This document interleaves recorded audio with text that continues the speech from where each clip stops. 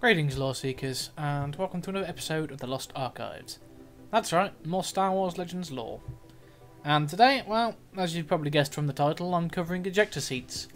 Now, the reason for this is I've noticed a lot of people, when they talk about Starfighters in the Star Wars universe, is they dismiss certain classifications of ship outright purely based on the survivability in the movies. Now, one notable example of this would be the TIE Fighter. The thing is, these ships are produced to be cheap, mass-produced and disposable, to the point where they don't mind if, say, one of them gets destroyed. Now, what the biggest loss to anyone would be is the actual life of the pilot, as training new pilots can be difficult, especially if the likelihood is they know they're going to die in these vehicles. No pilot in their right mind would ever want to get into a ship that is a death trap, and so certain safety measures would have to be put in place in order to alleviate these concerns, especially when you take into account the various strengths that the TIE Fighter lacks as compared to their Alliance counterparts. And so here we are, after rambling for about a minute and wasting your time, let's get on to the real issue of the matter, and I'm going to do this video on ejector seats. So the ejector seat systems of any starfighter is designed to essentially get a pilot away from the vehicle before it explodes or before irreparable damage is done to the pilot from their fighter craft expiring or breaking down. Now, usually what this is it is built into the chair of the pilot, and it uses high output ion engines to rapidly eject them from the craft. Now, this also has been adapted for atmospheric craft, which then have a parachute-based system or a pulse generator to help soften their landing. Though this does mean that if you're in space, you are going to be stuck there, which is why most fleets would field a recovery and rescue service in order to retrieve pilots whose ships had been destroyed. That being said, there are still a numerous amount of risks with an ejector system, and also the possibility of it failing. The reason why I think Red Leader in episode 4 didn't bother to eject his system from his craft as it exploded, so he crashed into the Death Star, was that not only was his starboard engine damaged, he also lost his ejector system. Otherwise, you could have just set the ship on a collision course, eject, and scream. Now, the biggest problem with Rebel ejector systems is a lot of them wouldn't come equipped with a proper flight suit with a mask built in. This is actually something the Empire's variants of uniforms did actually have over the Rebels. They were a fully contained flight suit, which meant that if you were launched into a vacuum, you'd be able to stay there, and you wouldn't, as long as nothing pokes a hole in your suit, you'd be able to survive for quite a while. To that end as well, Imperial ejection systems had a small engine on them that they could still use to fly around the battlefield, and they even had a gun attached to them, so they could still take part in the battle. Granted, they're not going to have the same sort of firepower as they would have with their twin-linked blaster cannons, but they will still be able to make some minimal effect on the battle. Though, to be fair, if you attract the attention of anyone in that battle, you're probably going to die, as vacuum suits aren't exactly toughened against any type of damage. And then there is the other problem, that oxygen you're breathing, that is going to have a limited supply. So, you know, you wouldn't have air, water or food. So if you can't get out of the vacuum quickly, eventually you're going to either asphyxiate or starve to death, but you'll probably suffocate before you have any entertaining notions of, you know, starving or dying of thirst. Nasty way to go, especially in the vastness of space, but it is true when they say in space no one can hear you scream. Other problems that can arise in ejector system operations is, well, if you get caught in your starfighter, your chair's going to go, but you might not, and it has resulted in limbs being lost. There was one particular TIE Fighter pilot who even lost his right leg as it got caught in the controls of his TIE Fighter, and his leg got completely ripped off. Poor bugger. Luckily, he did manage to get a replacement eventually.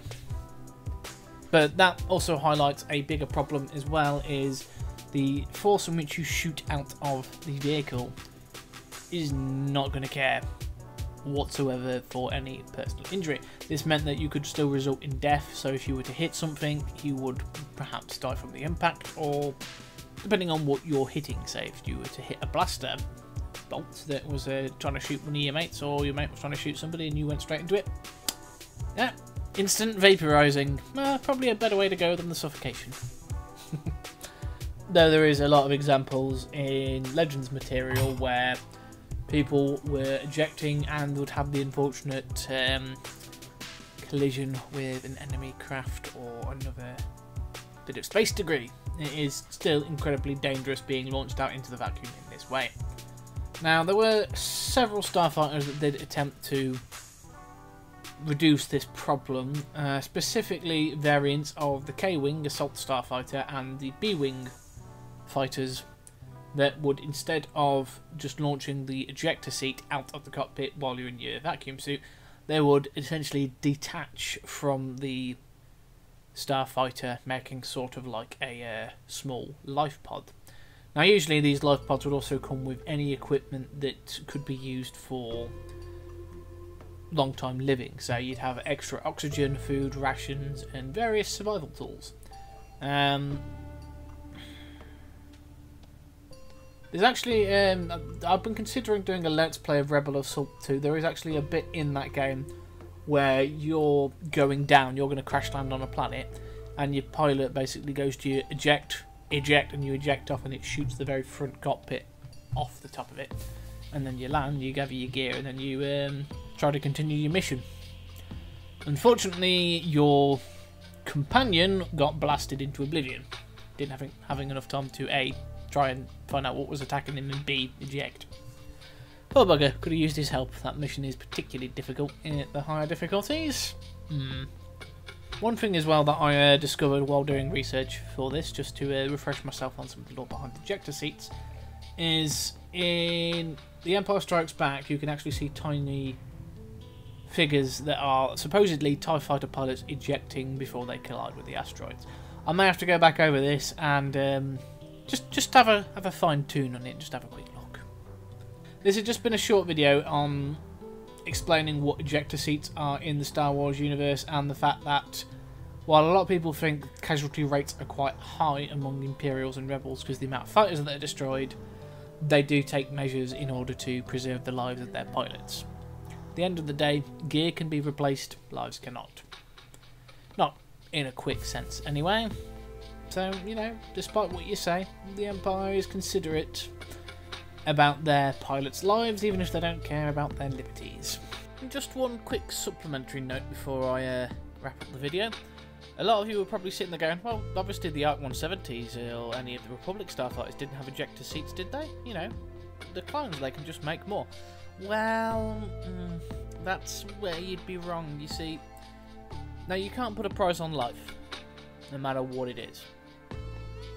But the clones actually came with an extra additional cost to the regular cost it would take to train them and customise them to Starfighter piloting. Because each one of them was VAT run by the Kaminoans. Each of that would have its own cost, and the Republic would be made to pay the additional costs of any new clones that were grown.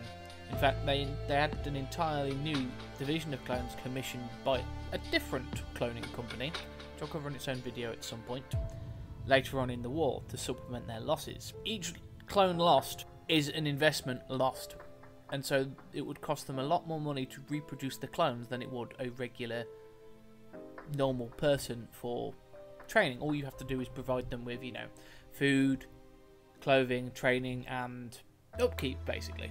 With the clones, it would be you have to grow them, you have to pay for all the stuff that goes behind that, you'd have to train them, medical stuff, because most clones had a half-life. You know, I should probably do a video on clones at some point. Anyway, as always, my sources will be listed in the description down below.